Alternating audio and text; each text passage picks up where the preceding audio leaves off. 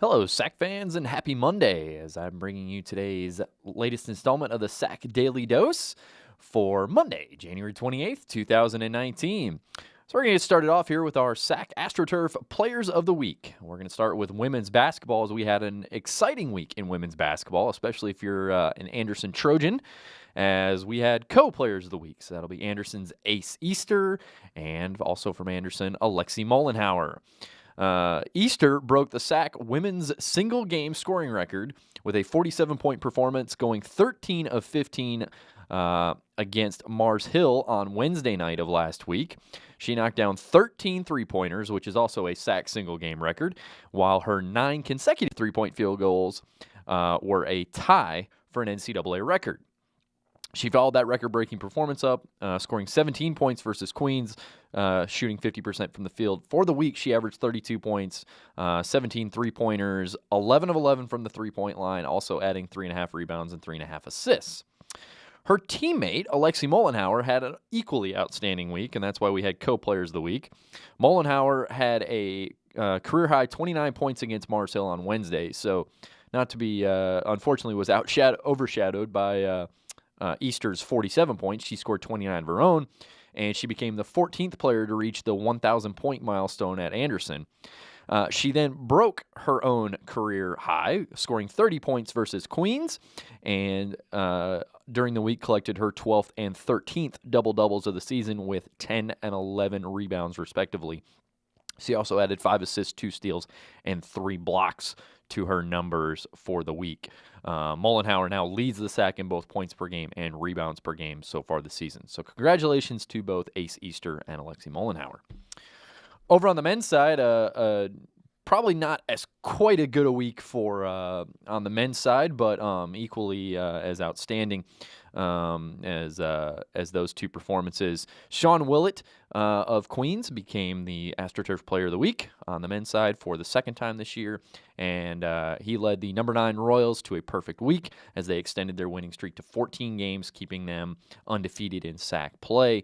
He recorded his NCAA leading 17th and 18th double-doubles of the season in the victories. He scored 19 points with 12 rebounds against Wingate, then scored 22 points with 13 rebounds against Anderson. For the week, he averaged 20.5 points, 12.5 rebounds, and 2.5 assists, while shooting 43.8% from the field, 50% from three-point range, and almost 77% from the free throw line. So congratulations to Sean as well.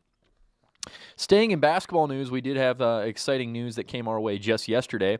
Former Lincoln Memorial University All-American Emmanuel Terry signed a 10-day contract to join the Phoenix Suns.